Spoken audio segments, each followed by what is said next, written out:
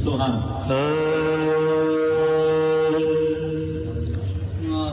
بس اپنے دل میں مدینے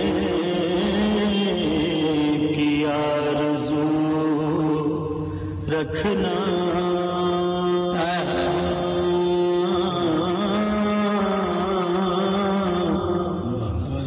بس اپنے دل میں مدینے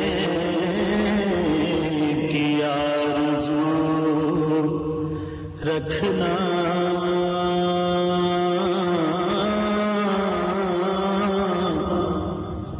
پھر ان کا کام ہے جذبے کی آبرو رکھنا،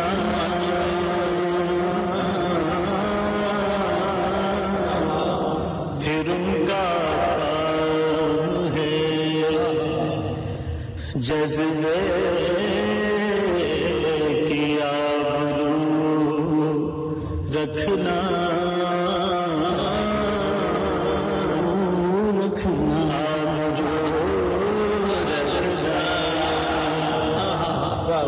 پھر کا کام ہے جذبے کی آبرو رکھنا،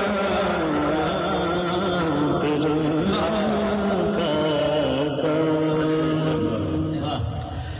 بہت ضروری ہے دیدار مصطفیٰ کے لیے،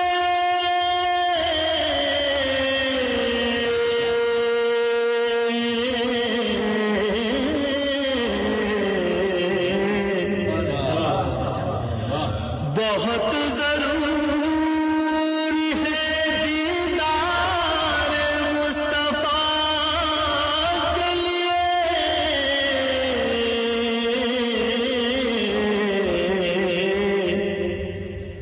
جگر کے خون سے آنکھوں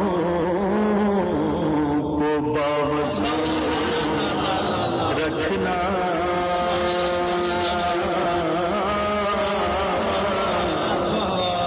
جگر کے خون سے آنکھوں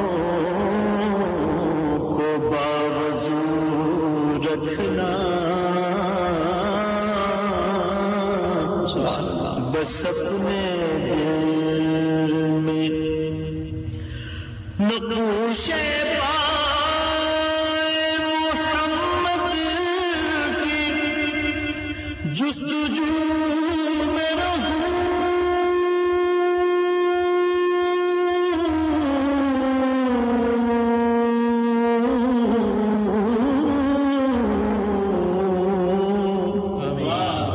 اللہ اللہ اللہ نقوش پائے محمد کی جستجو میں رہوں،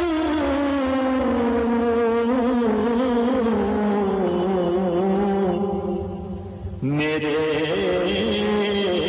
خدا میری چاہت کی آبرو رکھنا،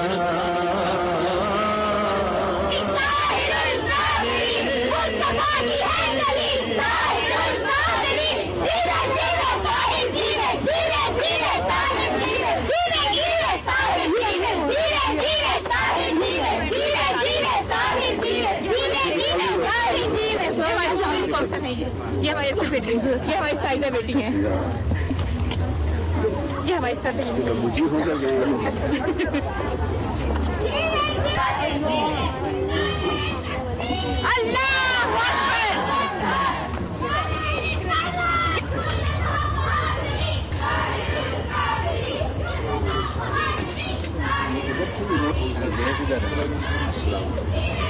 ہم ادھر سے جانا ہاتھ پر ملائے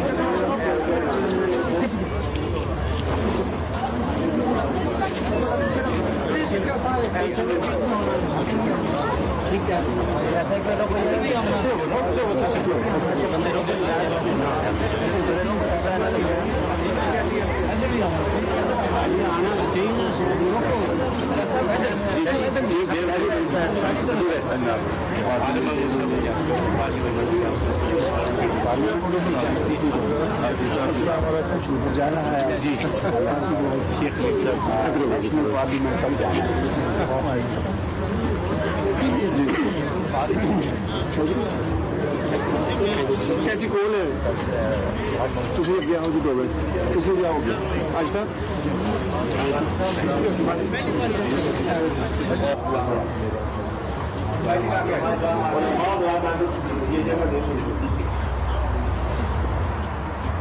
سورہ فاتحہ پڑھیں ایک بار اس کے ساتھ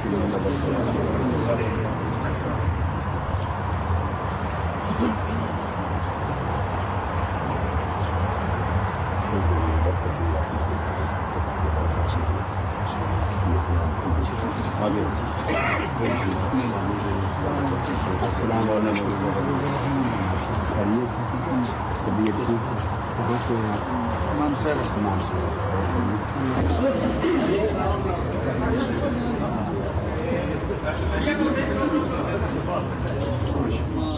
بس اپنے دل میں مدینے کی آرزو رکھنا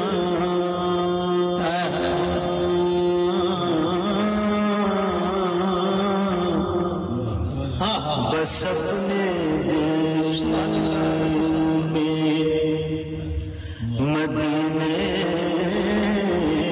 کی آرزو رکھنا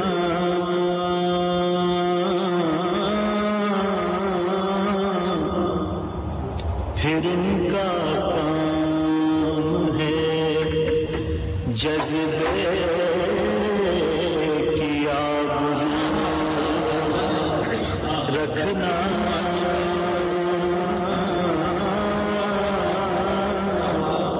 پھر ان کا کام ہے جذبے کی آبرو رکھنا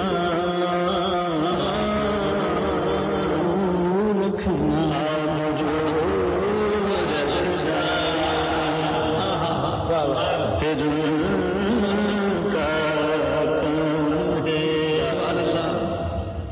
جذبے کی آبرو رکھنا پھر کا کام۔ تلاوت قرآن پاک کے لیے تشریف لاتے ہیں جماعت اہل سنت کے امام و خطیب زینت القرآن قاری محمود الحسن گولڑی صاحب۔ اذان ازل سے تیرے عشق کا ترانہ بنی، نماز اس کے نظارے کا ایک بہانہ بنی، دائے دید سراپا نیاز تھی تیری، کسی کو دیکھتے رہنا نماز تھی تیری۔ جناب قاری محمود الحسن گولڑی صاحب۔ اعوذ باللہ من الشیطان الرجیم،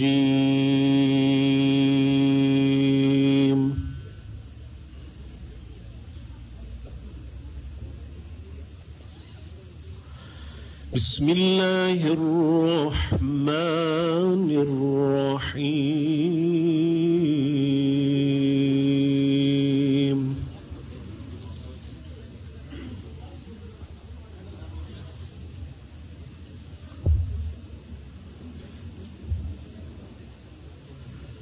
ومن أظلم ممن افترى على الله الكذب وهو يدعى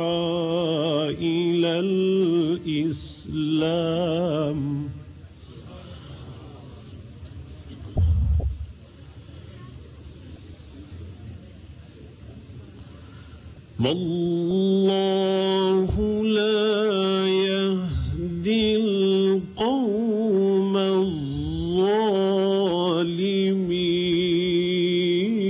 الظالمين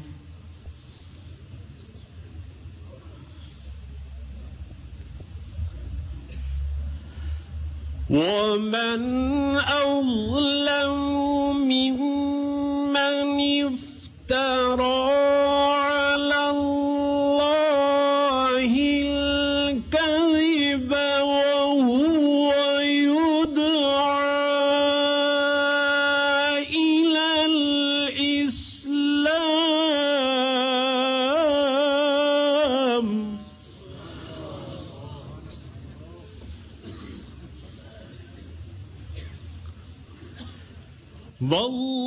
والله لا يهدي القوم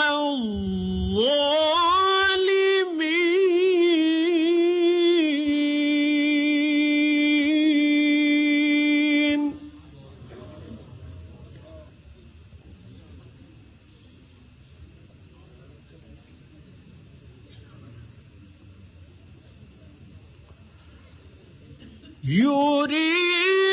يريدون أن يطفئوا نور الله بأفواههم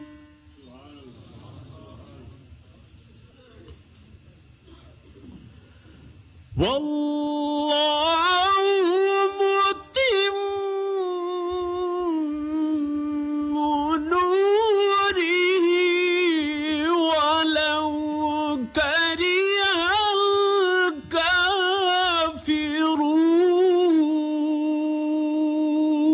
الكافرون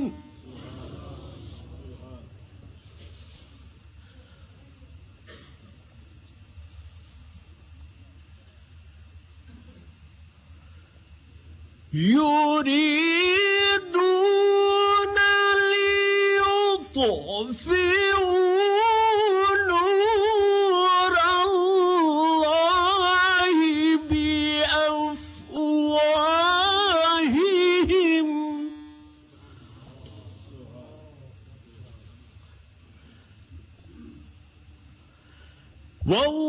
والله متم نوره ولو كره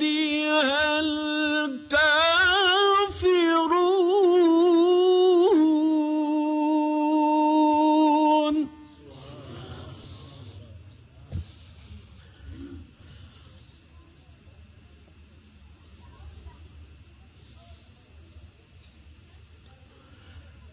هو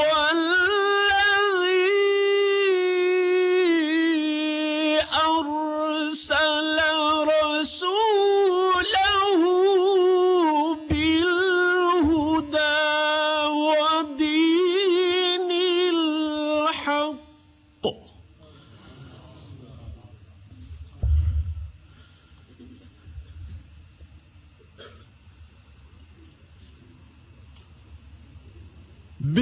بالهدى ودين الحق ليظهره على الدين كله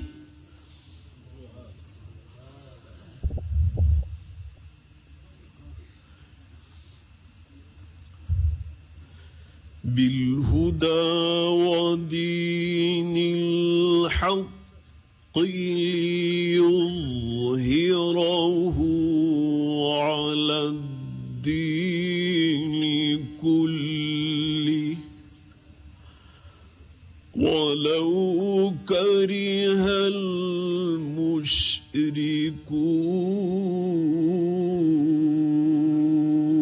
المشركون صدق الله مولانا وصدق رسوله الكريم. پھر سے بسائیں دلوں کی یہ بستیاں، گھر گھر میں نبی کے ذکر کی محفل سجائی جائے، بارگاہ رسالت معاف میں ہدیہ عقیدت پیش کرنے کی سعادت حاصل کرتے ہیں تاریخ منہاج القرآن کے معروف نعت خواں جناب محترم عبد النعمان گجراتی۔ صلی اللہ علیہ یا رسول اللہ وسلم علیکہ یا حبیب اللہ صلی اللہ علیہ یا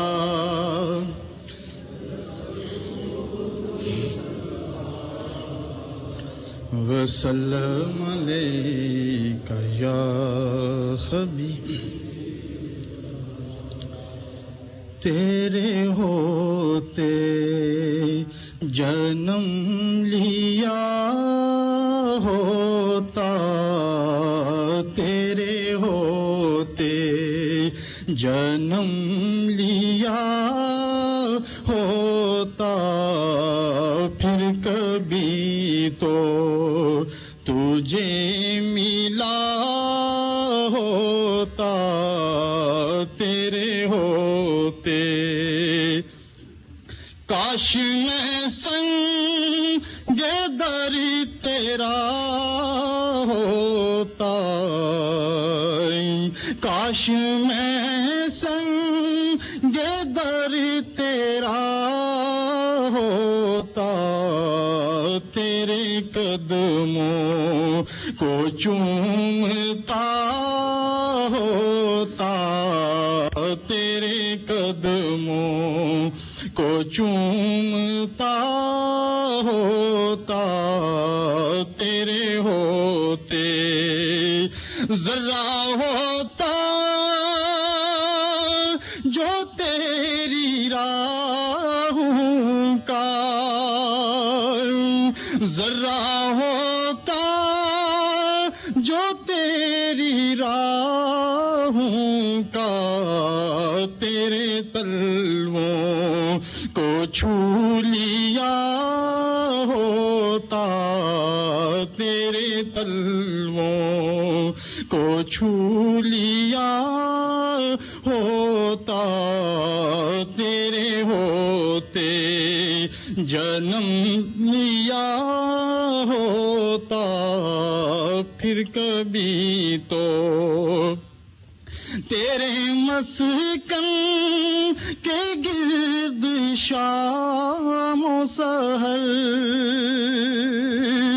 تیرے مسکن کے گرد شام و سحر، بن کے منگتا میں پھر رہا ہوتا، بن کے منگتا لڑتا پھرتا تیرے عدوؤں سے، لڑتا پھرتا تیرے عدوؤں سے، تیری خاطر میں مر گیا ہوتا،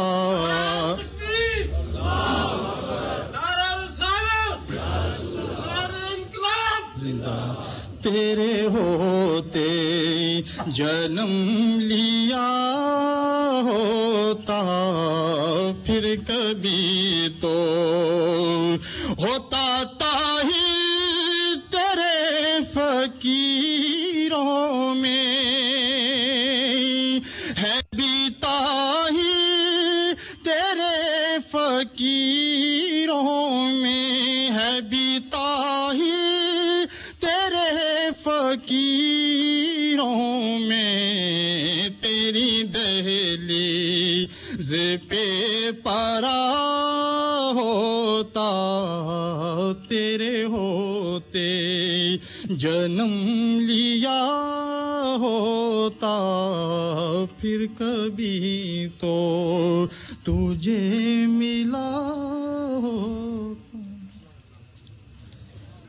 مسجد تو بنادی شبر میں ایمان کی حرارت والوں میں، من اپنا پرانا پاپی تھا برسوں میں نمازی بن نہ سکا۔ اب ہزارے تشکر کے لیے تشریف لاتے ہیں منہاج القرآن بلڈنگ کمیٹی کے چیئرمین خادم ملت جناب حاجی محمد اسلم دوریا، جنہوں نے دن رات محنت کی اس مسجد کی تعمیر میں، بہت اہم رول ادا کیا. تو تشریف لاتے ہیں جناب حاجی محمد اسلم دوریا خادم ملت. بسم اللہ الرحمن الرحیم نحمدہ ونصلی علی رسولہ الکریم. حضور قبلہ قائد انقلاب، مفکر اسلام، قبلہ قائد محترم، معزز علماء اکرام، قابل صد احترام خواتین و حضرات، السلام علیکم. آج جامع مسجد منہاج القرآن کے افتتاح کے پرمسرت موقع پر میں قائد تاریخ اور جملہ تاریخی ساتھیوں کو مبارکباد پیش کرتا ہوں اور دعا گو ہوں کہ مولا کریم بے طفیل نبی اکرم صلی اللہ علیہ وسلم اس مرکز کو آباد رکھے. اس عظیم و شان منصوبہ کی تکمیل کی عظیم ذمہ داری ساتھیوں نے میرے ناتواں کندھوں پر ڈالی.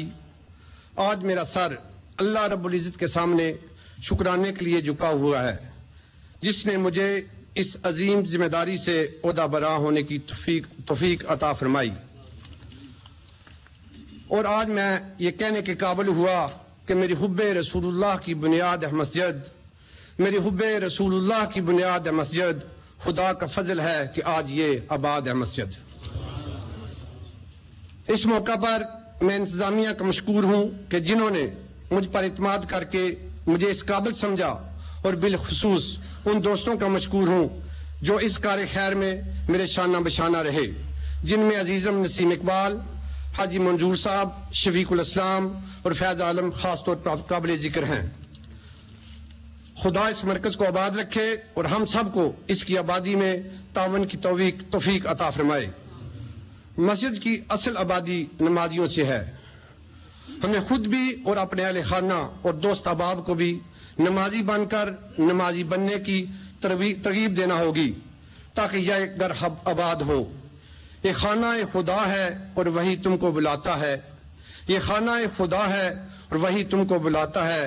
ہمارا کام ہے تبلیغ، دیکھیں کون آتا ہے. شکریہ. ماولانا البلاغ. آخر میں مسٹر پھیر ابراہیم کا شکر گزار ہوں جس نے ہمارے ساتھ ہر قسم کا تعاون کیا. Vi vill gärna benytta denna anledning till att tacka Ibrahim Per och vägen av Dara Minhaj al-Quran för det utsökta arbete du har gjort hos oss. Vi hoppas att du är tillfreds med ditt uppehåll och att du också i framtiden vill gärna samarbeta med oss. Nå ber jeg Per kan du komme på scenen og ta imot noen blomster og noen gaver for oss. اس مسجد کے ٹھیکیدار تھے نو مسلم ہیں پیر ابراہیم جو Sweden سے تعلق رکھتے ہیں. انہوں نے بھی بہت کام کیا، بہت تعاون کیا. اللہ تعالیٰ نے اجر عظیم عطا فرمائے. Bismillahirrahmanirrahim.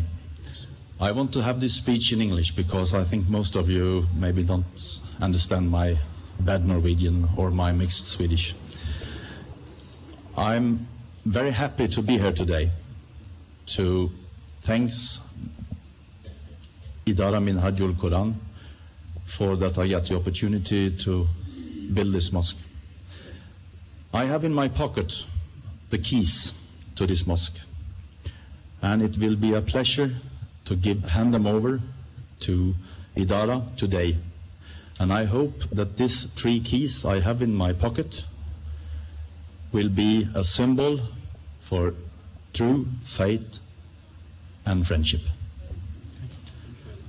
Inshallah. And I hope also that I have the possibility to know the people who are here today better, because you are so many and I can't shake hands with all of you on one day.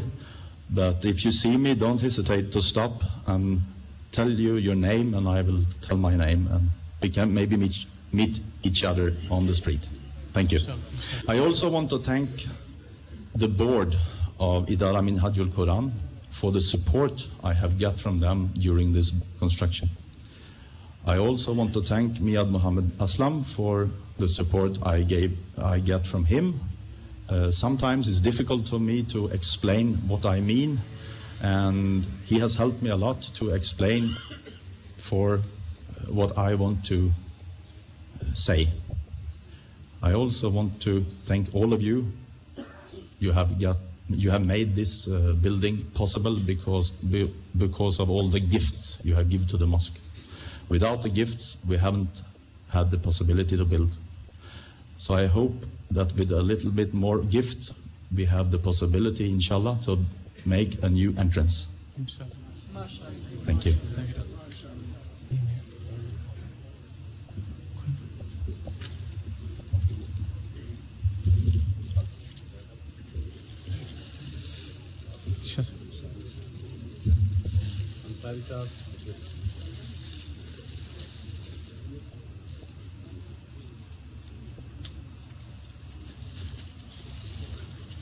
میں درخواست کرتا ہوں توحید Islamic centre کے روح رواں radio اہل بیت کے ایڈیٹر جناب سید سجاد علی کاظمی سے کو آگے اسٹیج پہ تشریف لائیں. سید سجاد علی کاظمی صاحب.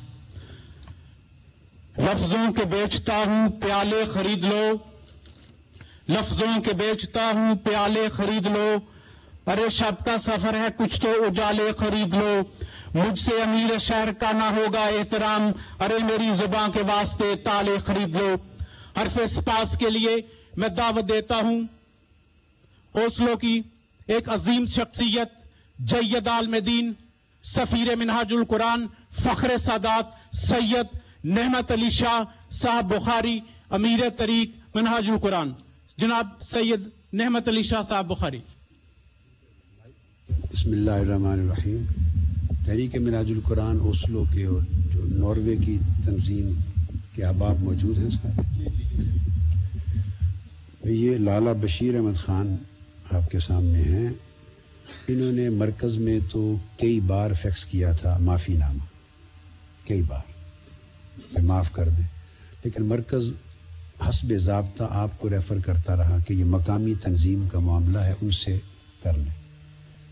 تو وہ نہ ہو سکا. آج وہ میرے سامنے خود آ گئے ہیں اور یہ تحریری طور پہ اللہ اور اس کے رسول کی خاطر معافی مانگی ہے اور آئندہ وفادار رہنے کا وعدہ کیا ہے. مسئلہ یہ ہے کوئی شخص کتنا بھی اس نے غلطی خطا کی ہو, جب معافی مانگ لے تو وہ گناہ سے پاک ہو جاتا ہے اور معاف نہ کرنے والا گناہ گار ہو جاتا ہے. سو میری پوزیشن تو یہ ہے کہ میں جب اللہ سے اپنی خطاؤں اور گناہوں کی معافی مانگتا ہوں اور امید کرتا ہوں کہ مجھے معاف کر دے, تو دوسرا معافی مانگے تو میری کیا مجال ہے کہ معاف نہ کروں. مگر چونکہ آپ کا لوکل معاملہ تھا بہت بڑا, تو اخلاقاً اور ضابطہ قانونی طور پہ آپ سے پوچھتا ہوں. میں نے آپ کو اپنے جذبات اور حکم شریعت سنا دیا. آپ راضی ہیں اس بات پر؟ ہاتھ کھڑا کریں تنظیم والے تمام. کل کو کوئی بندہ یہ تو پھر کرکٹ تو نہیں کرے گا اور بعد ازاں پھر باتیں نہیں کریں گی. پچھلی بات کا ان سے تذکرہ بھی کوئی نہیں کرے گا. جب معافی ہوتی ہے تو اللہ پاک اس طرح ہر چیز مٹا دیتا ہے, تو یہ بات تذکرہ نہیں ہوگا. تو معاف کر دیا, اللہ اور اللہ کے رسول معاف کریں. آپ مشن کے سپاہی ہیں اور ایسے سمجھیں جیسے کوئی خطا ہوئی نہیں تھی. آپ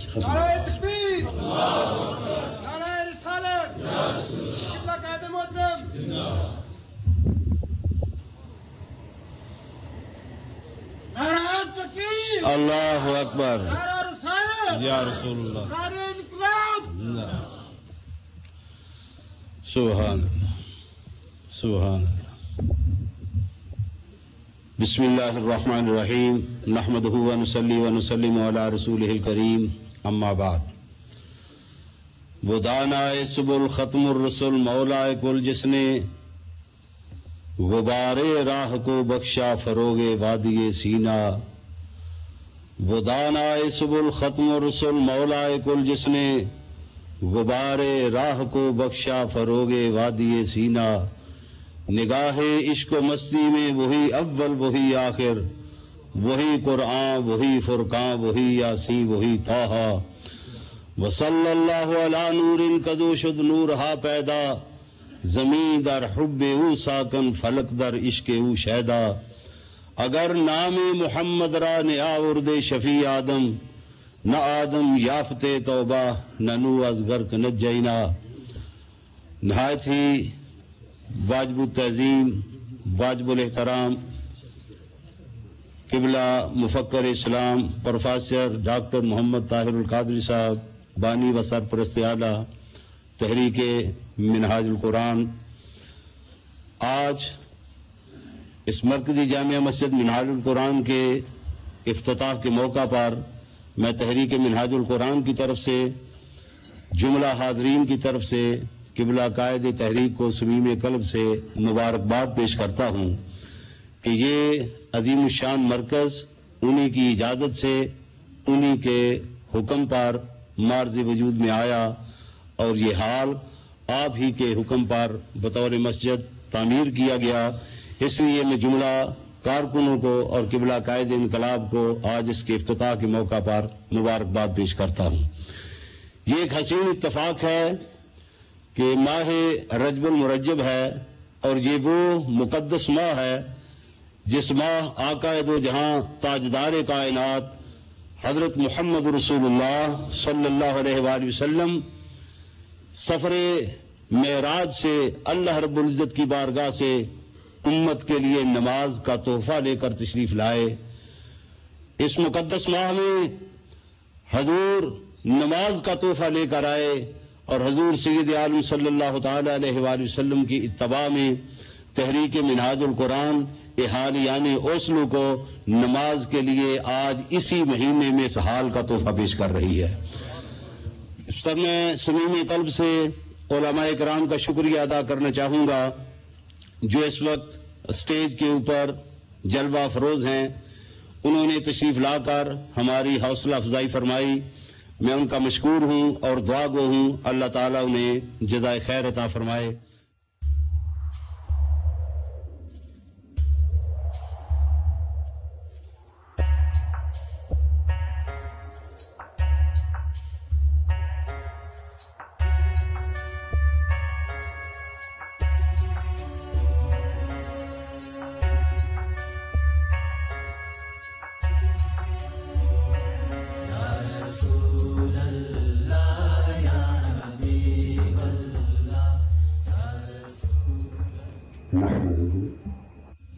ونصلي ونسلم على سيدنا ومولانا محمد وعلى آله وصحبه وبارك وسلم. محمد النبي الأمين المكين الحنين الكريم الرؤوف الرحيم. أما بعد فأعوذ بالله من الشيطان الرجيم. بسم اللہ الرحمن الرحیم. اهدنا الصراط المستقیم. صدق اللہ مولانا العظیم. محترم علماء کرام، فضلاء اعظام، مہمانان گرامی قدر، معززین اوسلو و ناروے، پاکستانی کمیونٹی کے مختلف شعبہ زندگی کے باوقار اور باتمکنت نمائندگان، خواتین و حضرات اور عزیزان گرامی قدر، اللہ رب العزت کا شکر ہے جس کی توفیق نے آج ہمیں یہ حال عطا کیا ہے. اور حقیقت یہی ہے کہ حال ملتا بھی اللہ کی توفیق سے ہے. اگر اس کی توفیق نہ ہو تو قال ہی قال رہتا ہے، حال نصیب نہیں ہوتا.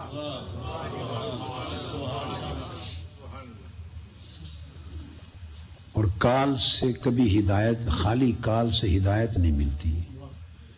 ہدایت نام ہی حال کا ہے.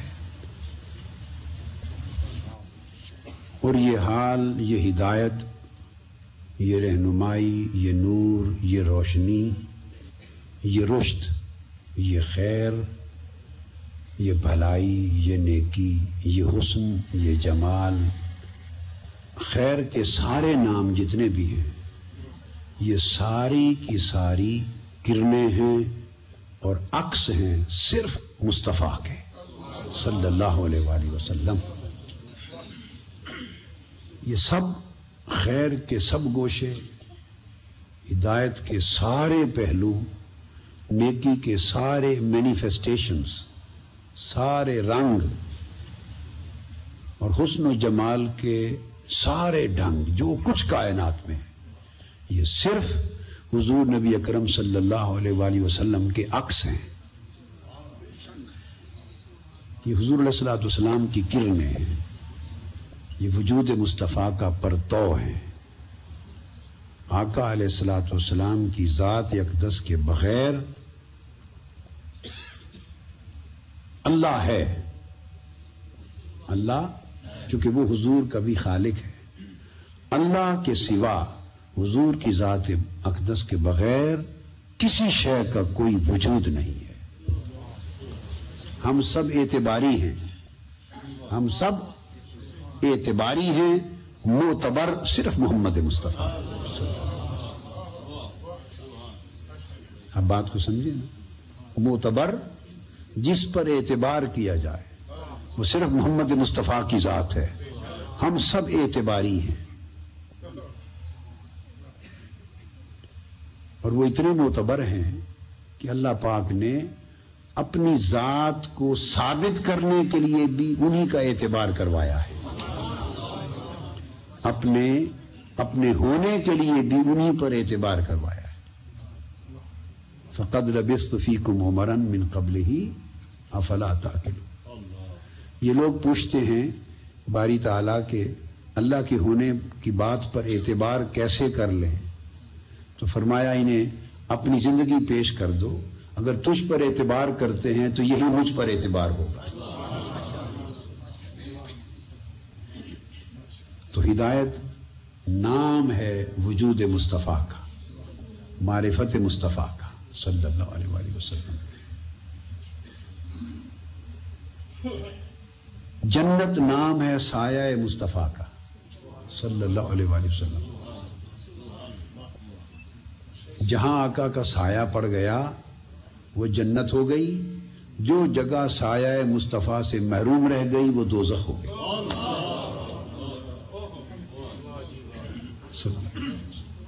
جو حضور کو مان گیا وہ ایمان ہے، جس نے حضور کو نہیں مانا یہ کفر ہے، بس اور کچھ نہیں. ذات صرف حضور کی ہے صلی اللہ علیہ وسلم، ذات اقدس صرف حضور کی ہے صلی اللہ علیہ وسلم. بقایا یا ادھر ہے یا ادھر ہے. جو ان کے تابع ہے وہ ایمان کی طرف ہے، جو تابع نہیں ہے وہ کفر کی طرف. تو میں نے سورہ فاتحہ کی ایک آیت کریمہ اہدنا الصراط المستقیم اس کی تلاوت کی. اسی سے ابھی یہ بیٹھے میں شفا شریف درس کے لیے لایا ہوں، قاضی ایاز رحمۃ اللہ تعالی علیہ کی الشفا. یہ لایا ضرور تھا مگر یہ ذہن نہیں بنایا تھا کہ اتنی کتاب شفا میں سے درس دوں کس جگہ سے. وہ کتاب لے آیا کہ خیال بنا آتے ہوئے کہ شفا شریف کا درس دیتے ہیں حضور کی شان اقدس میں صلی اللہ علیہ وسلم. تو اس میں جو مقام چنا میں نے وہ یہ آیت کی تفسیر ہے اہدنا الصراط المستقیم. اللہ رب العزت نے قرآن مجید میں طریقہ یہ ہے کہ جب کسی بھی کتاب ہو، حدیث کی کتاب ہو اور نیچے تحقیق و تخریج ہو، حدیث کی کتاب ہو اور نیچے اس کا حاشیہ یا اس کی شرح ہو، فقہ کی کتاب ہو، کوئی تفسیر ہو، نحو ہو، لغت ہو، کوئی دنیا کا علم ہو، سائنٹیفک چیز ہو، سائنسز میں سے کسی سبجیکٹ پر ہو، طریقہ یہ ہے، ادب ہو، لٹریچر ہو، طریقہ یہ ہے کہ جب کوئی لفظ مصنف یا مؤلف لکھنے والا، بیان کرنے والا جس کا وہ کلام ہے، جب کوئی لفظ پہلی بار استعمال کرتا ہے تو اس کی تعریف پہلی بار ہی دے دیتا ہے تاکہ بار بار لفظ استعمال کرنے کے ساتھ ہر بار تعریف نہ دینی پڑے. بعد میں اس کی علامتیں چلتی رہتی ہیں، اس کی خصوصیات چلتی ہیں، تفصیلات چلتی ہیں، اس کے شرائط بیان ہوتے ہیں، آداب، اس کی کنڈیشنز، اس کی کوالیفیکیشنز، اس کی ریکوائرمنٹس، اس کے امپیکٹس، اس کے ریزلٹس، اس سے ریلیونٹ بہت ساری چیزیں بیان ہوتی رہتی ہیں، مگر جس کو ہم بولتے ہیں نا تعریف، معنی، ڈیفینیشن، میننگز، وہ شروع میں پہلی بار جب لفظ استعمال ہو تو بیان ہو جاتا ہے کسی نہ کسی شکل میں، کسی نہ کسی شکل میں۔ اس لیے جب آپ ریفرنسز بھی پڑھ رہے ہوں تو ایک حدیث یا کوئی ریفرنس پہلے گزر گیا ہو تو مصنف جب آتا ہے تو وہ اپنے پچھلے باب کی طرف ریفر کر دیتا ہے کہ یہ ہم پہلے بیان کر آئے ہیں۔ ہدایت اور ہدایت کی راہ، یہ قرآن مجید میں سب سے پہلے جو بیان ہوا ہے یہ لفظ اور یہ تصور، یہ سورہ فاتحہ۔ قرآن مجید شروع یہی سے ہوا ہے، بسم اللہ الرحمن الرحیم، الحمدللہ رب العالمین، الرحمن الرحیم، مالک یوم الدین، ایاک نعبد و ایاک نستعین۔ اس کے بعد 5ویں آیت اہدنا الصراط المستقیم۔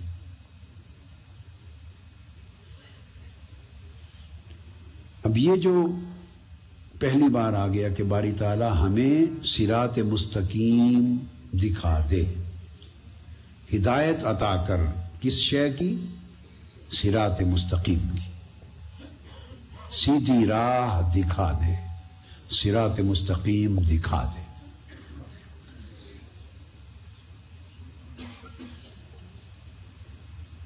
اب صراط مستقیم کو آگے ڈیفائن بھی کیا، صراط الذین انعمت علیہم، انعمت علیہم کو بھی آگے ڈیفائن کیا، اولئک مع الذین انعم اللہ علیہم من النبیین والصدیقین والشہداء والصالحین، اس کو نبوت کے ساتھ جوڑ دیا، فرمایا کہ سیدھی راہ، صراط مستقیم کی ہدایت کن کی ہے؟ ان لوگوں کی راہ جن پر اللہ نے انعام فرمایا، انعام یافتہ بندوں کی راہ۔ تو چونکہ پہلی بار بات ہوئی نا ہدایت کی بھی اور صراط مستقیم کی بھی، تو پہلی بار اس کو ڈیفائن کر دیا۔ اب اس تعریف کے بعد کسی شخص کی یہ مجال اور اتھارٹی نہیں کہ وہ اس سے اوپر کوئی اور تعریف لا سکے، اس کی شرح کرتا رہے ہر کوئی، مگر تعریف یہی رہے گی جو اللہ نے صراط الذین انعمت علیہم کی شکل میں فرما دی۔ ہدایت سیدھی راہ کی کیا ہے؟ انعام یافتہ بندوں کی راہ ہے۔ سیدھی راہ کی ہدایت کیا ہے؟ یہ شعر بن گیا، انعام یافتہ بندوں کی راہ ہے۔ اب یہاں ایک نقطہ ذہن میں رکھ لیں کہ اللہ پاک نے یہ قرآن اتر رہا ہے، یہ نہیں فرمایا کہ قرآن کی راہ سیدھی راہ ہے، یہ نہیں فرمایا میرے نبی کی سنت اور سیرت کی راہ، یہ نہیں فرمایا کہ دین اسلام کی راہ سیدھی راہ ہے، اللہ نے یہ نہیں فرمایا۔ اس کے معنی میں یہ ساری چیزیں خود بخود آ جائیں گی، مگر صراط مستقیم کی جو تعریف کی اس میں اللہ پاک نے یہ نہیں فرمایا۔ صراط مستقیم کو اور ہدایت کو پرسونیفائی کیا، اسے مشخص کر دیا۔ ہدایت کو وحی، کلام، آیتیں، حدیثیں، بیان، تصور نہیں رکھا، اسے محسوس نمونوں کی شکل میں، مشخص نمونوں کی شکل میں متعین کر دیا۔ فرمایا ہدایت کیا ہے؟ اللہ کے انعام یافتہ بندوں کی راہ ہے۔ تو گویا اللہ پاک نے یہ واضح فرما دیا اصول کہ اسلام میں اور ہدایت کے لیے اعتبار شخصیتوں پر ہے، اعتبار شخصیتوں پر ہے۔ یہ جو تصور ذہن میں آ جاتا ہے نا شخصیت پرستی ہے، آپ رسول پاک کا اتنا ذکر کریں یا ایسی بات کریں، اولیاء کرام کی، انبیاء کی، ائمہ اطہار کی، صحابہ کرام کی، اولیاء اعظام کی، صالحین کی، تو یہ شخصیت پرستی نام کی کوئی چیز اسلام میں نہیں ہے۔ یہ صرف اپنا ایک بت ہے جو ہم گھڑ لیتے ہیں. اللہ پاک نے اپنی سورہ فاتحہ کے اندر ہی ہدایت کے لیے شخصیتوں کی طرف متوجہ کر دیا، شخصیتوں کی راہ پہ ڈال دیا. فرمایا ہدایت صراط مستقیم کی یہ انعام یافتہ بندوں کی راہ. سو ہدایت صراط مستقیم کی لینے کے لیے اب آپ کتابوں کی طرف مت دوڑیں، بندوں کی طرف دوڑیں، اللہ کے انعام یافتہ بندوں کی طرف دوڑیں. اب اس کے تعین میں کسی کی لا علمی اور کم سمجھی کی وجہ سے غلطی کر بیٹھے تو یہ الگ بات ہے. دکانداریاں بھی ہوتی ہیں، تجارت بھی ہوتی ہے، کاروبار بھی ہوتا ہے، دنیا پرستی بھی ہوتی ہے. اگر یہاں آدمی بھول جائے اور غلط تعین کر بیٹھے تو اس کا قصور ہے، مگر اللہ پاک نے متعین کر دیا کہ انعام یافتہ بندوں کی راہ صراط مستقیم ہے. اس لیے امام مسلم نے مقدمہ صحیح مسلم میں فرمایا الاسناد من الدین. یہ جو حدیث ہوتی ہے تو حدیث میں ایک حصہ ہوتا ہے قال رسول اللہ صلی اللہ علیہ وآلہ وسلم کے بعد جو بیان ہوتا ہے کہ حضور علیہ السلام نے کیا فرمایا، کیا فرمایا. مثلا یہی حدیث لے لیں، من ترک الصلاۃ متعمدا فقد کفر، جس نے جان بوجھ کر نماز چھوڑ دی اس نے کفر کیا. اور بین العبد و بین الکفر ترک الصلاۃ، مسلمان اور کافر کے درمیان فرق نماز کا پڑھنا یا نہ پڑھنا ہے. نماز کو اتنی اہمیت دی ہے. یہ جو مضمون ہے یہ حضور علیہ الصلوۃ والسلام کا بیان ہے، کلام ہے. تو حدیث کا ایک حصہ تو یہ ہوتا ہے کہ حضور علیہ الصلوۃ والسلام نے یہ فرمایا. ایک حصہ اس سے پہلے ہوتا ہے، اس کو سند کہتے ہیں. امام بخاری نے، مسلم نے، جس نے بھی روایت کی وہ کہتا ہے میں نے فلاں سے سنا، وہ بتاتے ہیں میں نے فلاں سے سنا. یہ نقطہ توجہ طلب ہے. وہ کہتا سمیت عن فلان، وہ کہتا سمیت عن فلان، وہ کہتا روالی فلان، روالی فلان، سمیت عن فلان وہو یقول کذا وکذا. میں نے فلاں سے سنا، میں نے فلاں سے سنا، اور فلاں سے سنا کرتے کرتے صحابی تک جا پہنچتا ہے اور صحابی کہتا ہے سمیت عن رسول اللہ صلی اللہ علیہ وسلم، میں نے حضور سے سنا صلی اللہ علیہ وسلم وہ یقول کذا وکذا، وہ یہ فرمایا. یہ جو ایک قطار ہے لمبی، سمیت عن فلاں فلاں فلاں، فلاں سے سنا، فلاں سے سنا، فلاں سے سنا، یہ جو فلاں فلاں کی قطار ہے یہ نہ قرآن کی آیت ہے، نہ کوئی حدیث ہے، نہ کوئی شریعت کا مسئلہ ہے، نہ کوئی علم ہے، نہ فلسفہ ہے. یہ فلاں فلاں کی قطار صرف اللہ کے بندوں اور شخصیتوں کے نام ہے. یہ جو فلاں فلاں سے سننے کا بیان ہے، ان سے سنا، ان سے سنا، ان سے سنا، ان سے سنا، اور انہوں نے کہا، امام بخاری نے کہا کہ اس سے میں نے سنا، انہوں نے کہا کہ حضور نے یہ فرمایا صلی اللہ علیہ وسلم. آپ سمجھ گئے نا؟ آگے حدیث آ گئی، حدیث کا متن آ گیا. حدیث دونوں چیزوں کو ملا کر کہتے ہیں. یہ بات سمجھیں. حدیث تو حدیث میں حضور کا بیان بھی آ گیا اور بیان کرنے والے فلاں فلاں وہ بھی حدیث میں آ گئے. آپ میری بات سمجھیں. حدیث سے مراد صرف وہ حصہ نہیں ہے جو حضور کا کلام ہے نا. حضور کا کلام ایک حصہ حدیث کا، اور اسی کا دوسرا حصہ اس کلام کو بتانے والے معتبر لوگ جن پر اعتماد کیا. تو وہ جو شخصیات ہیں ان شخصیات کو بھی حدیث کا حصہ بنا دیا. اس کو اسناد کہتے ہیں. کیا کہتے ہیں؟ اسناد یا سند. امام مسلم نے تابعین کا قول روایت کیا، امام عبداللہ بن مبارک کا قول، امام محمد بن سیرین کا قول. صحیح مسلم کے مقدمے میں لکھا کہ الاسناد من الدین. یہ بات خاص یہ بتانا چاہتا کہ یہ جو ساری سند ہوتی ہے جس میں حضور کا بیان نہیں ہے، سند فلاں سے فلاں سے فلاں سے، فرمایا فلاں فلاں کی جو چین ہے، زنجیر ہے ان لوگوں کے ناموں کا، فرمایا یہ دین ہے. الاسناد من الدین، یہ دین کا حصہ ہے. تو پتہ چل گیا کہ دین کے دو حصے ہیں، تعلیمات اور شخصیات.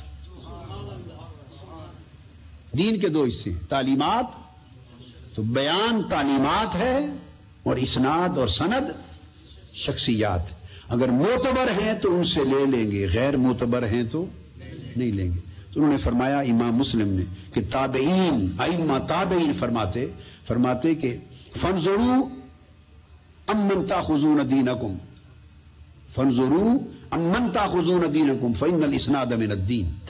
وہ کہتے ہیں کہ دیکھا کرو کہ دین کس سے لے رہے ہو.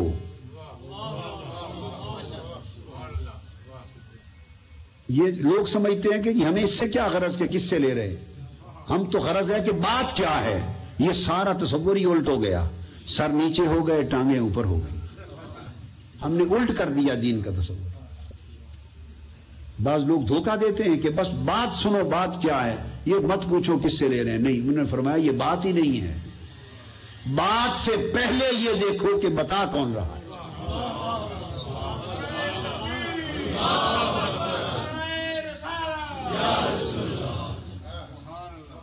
یہ میں نے صحیح مسلم کے مقدمہ کی بات آپ کو بتا دی. باب قائم, انہوں نے اس مقدمہ میں فصل قائم کی اور فرمایا فانظروا امن تاخذون دینکم, سوچا کرو, دیکھا کرو کہ دین کی روایت, دین کی تعلیم, دین کی بات کس سے لے رہے ہو. کیوں؟ فإن الاسناد من الدین. یہ جن لوگوں سے لیتے ہیں وہ پورا جو چین ہوتا ہے, سند, وہ دین کا حصہ ہے.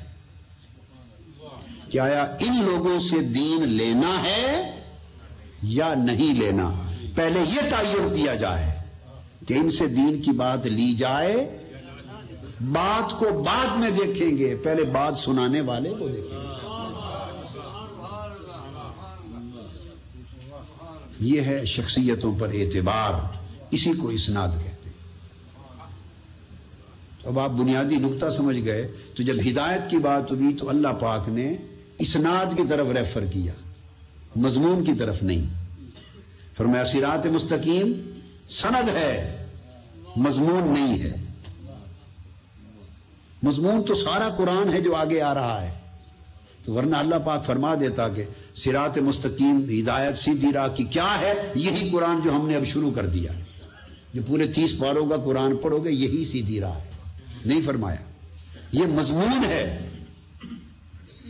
اور صراط الذین انعمت علیہم, انعام یافتہ بندوں کی لائن, وہ اس مضمون کی سند ہے, اسناد ہے. تو فرمایا سیدھی راہ پوچھتے ہو تو وہ مضمون نہیں, وہ سند ہے.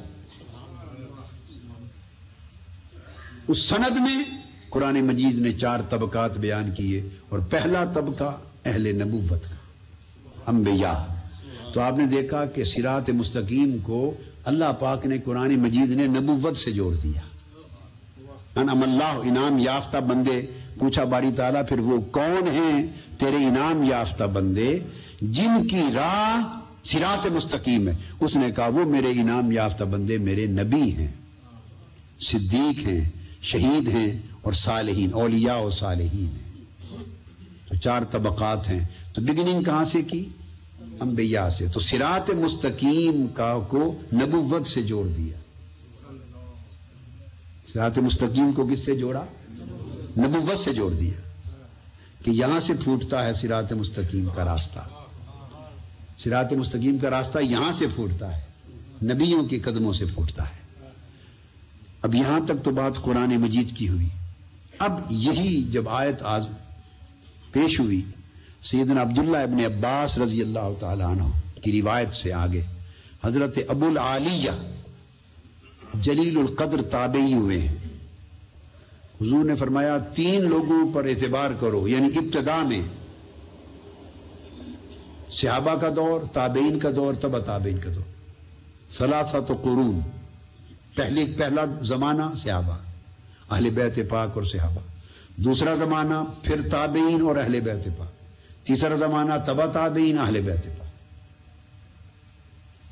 یہ 3 زمانے آ گئے. تو ارشاد فرمایا کہ ان پر اعتبار کرو, خیر القرون ہے یہ.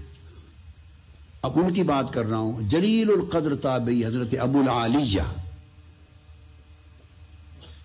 اور جلیل القدر تابعی امام حسن بصری. انہوں نے حضرت عبداللہ ابن عباس سے لیا یہ تفسیر, انہوں نے سیدنا مولا علی المرتضیٰ سے. امام حسن بصری حضرت مولا علی المرتضیٰ کے شاگرد ہیں, اور بھی سینکڑوں صحابہ کے شاگرد ہیں. تو دونوں عظیم تابعی، ان سے پوچھا گیا کہ صراط مستقیم کیا ہے؟ جو اللہ پاک نے فرمایا اہدنا الصراط المستقیم، جو ابو العالیہ ہیں، ان کا اصل نام ہے رفیع بن مہران الریاحی، ابو العالیہ اور امام حسن بصری. تو پوچھا گیا کہ صراط مستقیم کیا ہے؟ انہوں نے فرمایا صراط مستقیم محمد مصطفیٰ ہے. تو نیا ترجمہ سن لیا آج آپ نے، نیا ترجمہ سن لیا. اہدنا الصراط المستقیم پوچھا، یہ صراط مستقیم سیدھی راہ جو اللہ پاک نے ہمیں سکھائی کہ اس کی ہدایت مانگا کرو، صراط مستقیم کیا ہے؟ اب وہ جو دو تابعی ہیں جلیل القدر اور دین کا ایک معتد بے حصہ، انہی سے مروی ہے، اتنے اونچے لوگ ہیں یہ. تو ان کو یہ آیت انعم اللہ علیہ من النبیین کی نہیں آتی ہوگی؟ میری بات سمجھے، ان کو یہ آیتیں نہیں آتی ہوگی کہ صراط مستقیم کیا ہے؟ وہ تو ہر چیز ان کے سینے میں تھی، اس کا نچوڑ بتا رہے ہیں. کیا بتا رہے ہیں؟ نچوڑ اور مغز بتا رہے ہیں پورے بیان کا. تو پوچھا صراط مستقیم کیا ہے؟ فرمایا محمد مصطفیٰ کا نام صراط مستقیم صلی اللہ علیہ وآلہ وسلم. تو صراط مستقیم حضور علیہ السلام کی ذات کو قرار دیا گیا.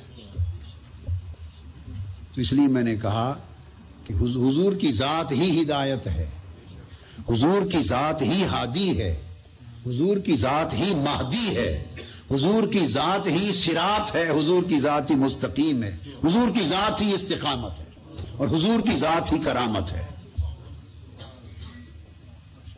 یہ اس کے مختلف پرتو ہیں، مختلف کرنیں ہیں، مختلف جھلکیں ہیں. تو یہ اس لیے کہ یہ ایک مقام ہے آقا علیہ الصلوۃ والسلام کی ذات اقدس کو اللہ کی ذات میں فنائیت تامہ کا مقام حاصل ہے، فنائیت تامہ کا، اور فنائیت تامہ کے ساتھ بقائے تامہ نصیب ہوئی ہے. آپ کو اللہ کی ذات کے ساتھ بقائے تام نصیب ہے.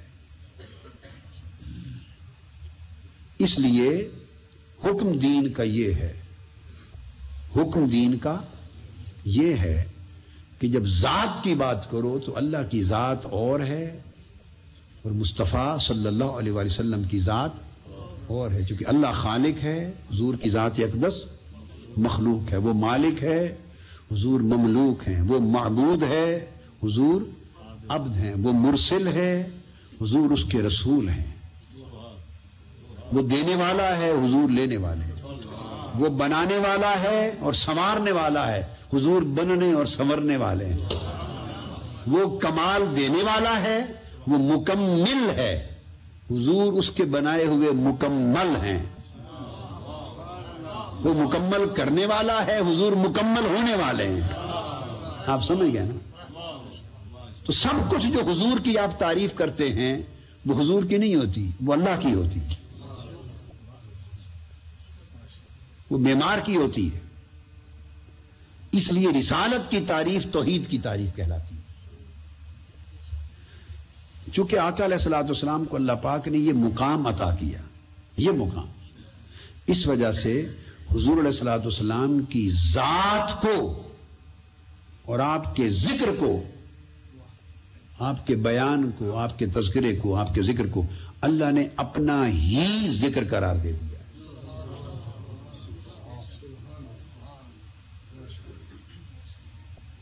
آپ سمجھے؟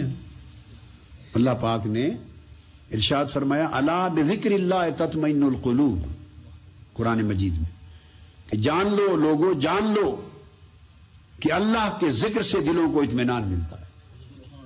حضرت مجاہد عظیم الشان تابعی اور حضرت عبداللہ ابن عباس کے شاگرد، ان کی روایت سے، اور عبداللہ ابن عباس وہ صحابی ہیں جن کو حضور علیہ السلام نے فرمایا ترجمان القرآن ہے.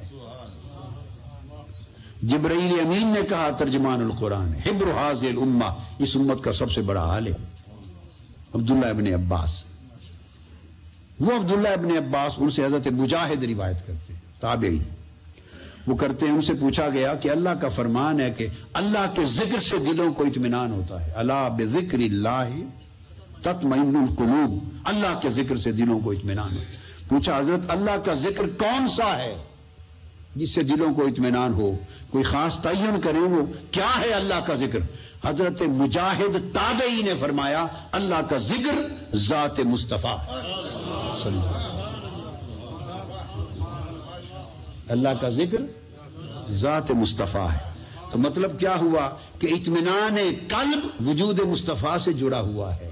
جس کو دل کا اطمینان چاہیے وہ حضور کے ساتھ لگ جائے. جس کو دل کا اطمینان چاہیے وہ محمد محمد کیا کرے, وہ حضور سے جڑا کرے, حضور کے قدموں میں رہا کرے.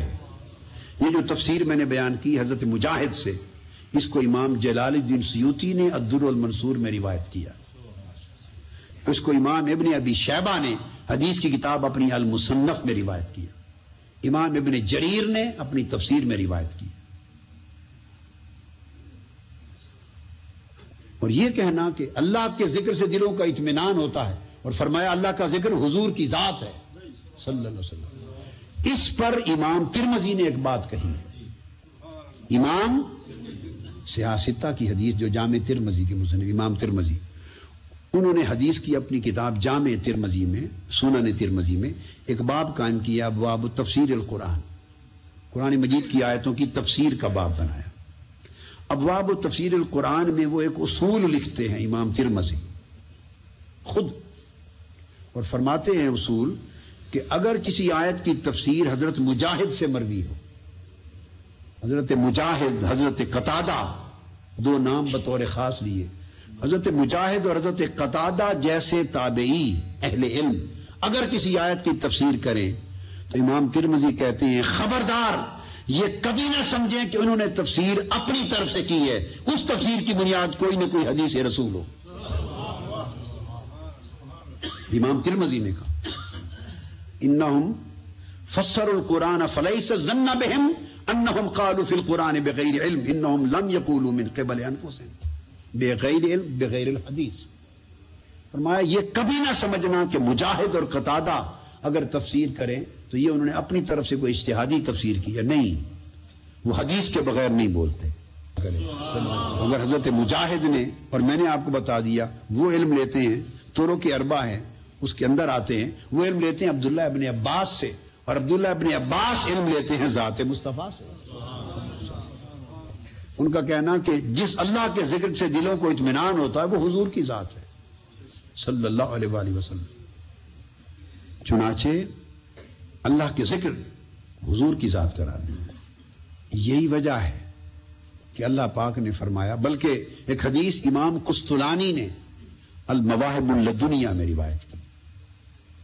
امام قسطلانی نے روایت کیا کہ قیامت کے دن اللہ تعالی بعض حملۃ القرآن, بعض علماء کو جو قرآن کے عالم اور حافظ ہوں گے, قرآن کے عالم, حملۃ القرآن قرآن کا علم اور قرآن کو سینوں میں سنبھالنے والے, قرآن کے عالم اور حافظ ہوں گے, ان کے بارے میں, بعضوں کے بارے میں, سب کے نہیں, بعض ایسے عالموں اور حافظوں کے بارے میں اللہ دوزخ کا فیصلہ فرمائے گا, فرمائے گا کہ یہ دوزخ میں بھیج دو.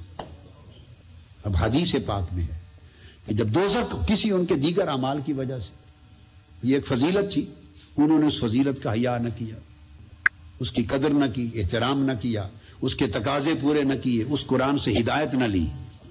اسباب ہیں, اعمال اچھے نہ کیے, حالات اچھے نہیں, عمل اور قرآن کے علم میں تضاد رکھا, اسباب تھے, فیصلہ فرما دے گا کہ انہیں دوزخ میں ڈالا جائے.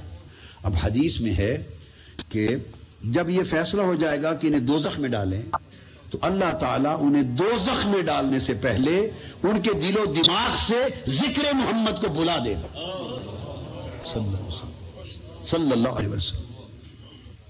ذکر مصطفیٰ ان کے دل و دماغ سے بلا دے گا, اس لیے کہ جس کے دل دماغ میں ذکر مصطفیٰ ہوگا وہ جہنم میں نہیں جا سکتا, کیونکہ جس کے دل میں ذکر مصطفیٰ ہوگا متمکن ہوگا, ذکر نبی متمکن ہوگا, کیونکہ وہ ذکر مصطفیٰ ہی ذکر خدا ہے. اور وہ ہدایت ہے، وہ صراط مستقیم ہے، وہی العروۃ الوثقی ہے، وہی حبل اللہ ہے، وہی نعمت اللہ لا تعد ولا تحصیٰ. وہ دوزخ میں نہیں جائے گا. تو اللہ پاک ان کو بھلا دے گا ذکر، حضور کا ذکر. پھر جب جتنا زمانہ ان کو دوزخ میں ٹھہرانا تھا، جب وہ پورا ہو جائے گا مدت، اور فیصلہ فرمانا ہوگا کہ اب ان کو دوزخ کی آگ ان پر بجھا دی جائے یا انہیں نکال لیا جائے، تو جبرائیل امین کو بھیجے گا. جبرائیل امین جا کے انہیں پھر حضور کا ذکر یاد کرائیں گے، اور جب حضور کا ذکر انہیں یاد ہو جائے گا فَيَذْكُرُونَهُ يُذَكِّرُهُمْ ذکر النبی فَيَذْكُرُونَهُ. جبرائیل امین جا کے انہیں حضور کا ذکر یاد کرائیں گے، پھر وہ حضور کا ذکر کریں گے. تو فرمایا جب حضور کا ذکر کریں گے تو دوزخ حکم ہوگا آگ اب بجھ جا، ذکر مصطفیٰ کر رہے ہیں صلی اللہ علیہ وسلم. آگ بجھا دی جائے گی، دوزخ سے نکال لیا جائے گا. چونکہ اللہ پاک نے حضور کے ذکر کو اپنا ذکر بنا دیا اور حضور کے وجود کو اپنی ہدایت بنا دیا. یہی معنی ہے اس ارشاد کا. ان معانی میں سے ایک معنی ہے کہ وَرَفَعْنَا لَكَ ذِكْرَكَ، ہم نے آپ کا ذکر بلند کر دیا، آپ کے لیے بلند کر دیا. اس کا جب ارشاد فرمایا وَرَفَعْنَا لَكَ ذِكْرَكَ، ہم نے آپ کا ذکر آپ کے لیے بلند کر دیا، تو اس کا ایک معنی پوچھا گیا کیسے؟ حضرت یحییٰ بن آدم فرماتے ہیں اور قاضی ایاز بیان کرتے ہیں، اس طرح بلند کر دیا کہ اللہ پاک نے فرمایا اب کوئی اذان کہے، کلمہ شہادت کہے، نماز پڑھے، حمد و ثنا کرے، جو چاہے کرے، اب میرا ذکر قبول ہی نہیں ہوگا جب تک ذکر مصطفیٰ ساتھ نہ ہوگا. یہ معنی ہے ذکر کو بلند کرنا.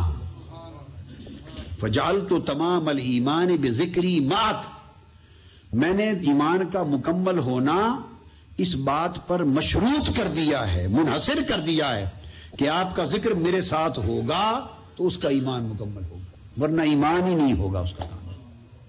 ایک دوسرا معنی اس کا ارشاد فرمایا جبرائیل امین سے، مروی ہے وہ، ارشاد فرمایا دوسرا معنی کہ اللہ پاک نے ذکر بلند کرنے کا معنی فرمایا ہے میرے حبیب، اس کا معنی اذا ذکرت ذکرت معی. اس کا معنی یہ ہے کہ اب جہاں بھی اور جب بھی میرا ذکر کیا جائے آپ کا ذکر ساتھ کیا جائے. اب آپ کا ذکر میرے ذکر سے جدا نہیں ہو سکتا. یہ ہے آپ کے ذکر کو بلند کرنے کا معنی. اب آپ کہیں یہ کیسے ممکن ہے کہ اس کے ذکر، حضور حبیب کے ذکر کو تو اپنے ذکر سے جدا نہ کرے مگر حضور کی ذات کو اپنی ذات سے جدا کرے؟ ایسا نہیں ہوتا. اگر حضور کا ذکر اللہ کے ذکر کے ساتھ مقرون ہے، جڑ گیا ہے، تو حضور کی ذات بھی اللہ کی ذات کے ساتھ مقرون ہے. وہ خالق کی شان میں، یہ مخلوق کی شان میں.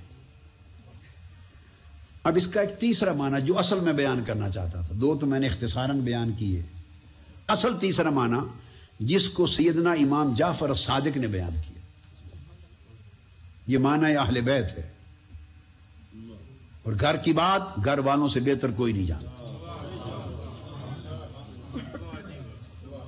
وہ حضور کے شہزادے اور امام حسین کے پوتے لاڈلے امام زین العابدین کے اس گھر سے ملنے والی بات سے بہتر حضور کی رفعت ذکر کے معنی کو اور کون جانے. سیدنا امام جعفر الصادق نے بیان کیا اور اس کو امام ابن عطا نے بھی بیان کیا. دوسرے چینل، دوسرے علم کے دوسرے طریق سے بھی آئی. وہ کیا معنی اس کا؟ فرمایا جعلتک ذکرا من ذکری فمن ذکرک ذکرنی. اس کا معنی یہ ہے کہ حبیب صلی اللہ علیہ وسلم جعلتک ذکرا من ذکری، میں نے آپ کے ذکر کو اپنا ہی ذکر بنا دیا ہے. پہلے تھا کہ جب میرا ذکر ہو آپ کا ذکر ساتھ کیا جائے، تو ذکر الگ الگ رہے. ساتھ ساتھ ہونے کا مطلب کیا ہوتا ہے؟ ہیں الگ مگر ہیں ساتھ. میری بات آپ سمجھے؟ تشخص، آئیڈینٹی، اینٹیٹی، وجود، ایگزسٹنس الگ ہے مگر ہیں کمبائنڈ، ساتھ ساتھ، ٹوگیدر.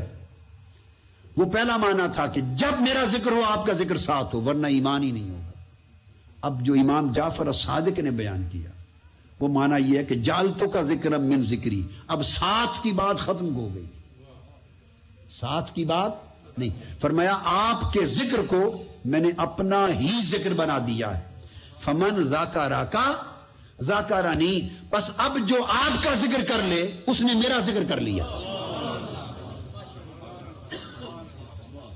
اب جو آپ کا ذکر کر لے بولیے اس نے میرا ذکر کر لیا، فمن ذاکرکا ذاکرنی، جس نے آپ کا ذکر کر دیا اسی میں میرا ذکر بھی ہو گیا، اسی میں میرا ذکر بھی ہو گیا۔ اب یہ ایک نکتہ ہے، توجہ طلب، یہ یکجہت بات کی ہے، ایک سمت سے دوسری سمت سے نہیں کی، یہ فرمایا فمن ذاکرکا ذاکرنی، حبیب جو آپ کا ذکر کرے اس نے میرا ذکر خود بخود کر لیا۔ بات یہ کہی ہے، یوں نہیں کہا من ذاکرنی فمن ذاکرنی ذاکرک، کہ جو میرا ذکر کرے اس نے خود بخود آپ کا ذکر کر لیا، یہ نہیں فرمایا، یہ نہیں فرمایا کہ جو میرا ذکر کرے تو خود خود آپ کا ذکر ہو گیا، نہیں یہ نہیں فرمایا، بلکہ فرمایا جو آپ کا ذکر کرے اس میں میرا ذکر بھی ہو گیا۔ سو جو خالی میرا ذکر کرے گا وہ صرف میرا ذکر ہوگا، خالی میرا نام لے گا وہ صرف میرا ذکر ہوگا، اور جو صرف میرا ذکر ہوگا وہ ایمان سے خالی ہوگا۔ جال تو تمام الایمان بذکر، جو صرف میرا نام لے گا وہ خالی میرا ذکر ہوگا، اور جو خالی میرا ذکر کرے گا وہ نہ مقبول ہوگا نہ ایمان ہوگا۔ میں تب قبول کروں گا ذکر کے ساتھ تیرا ذکر ہوگا۔ سو جو میرا ذکر کرے گا تنہا وہ تیرا ذکر نہیں بن سکتا اور نہ میرا بن سکتا ہے۔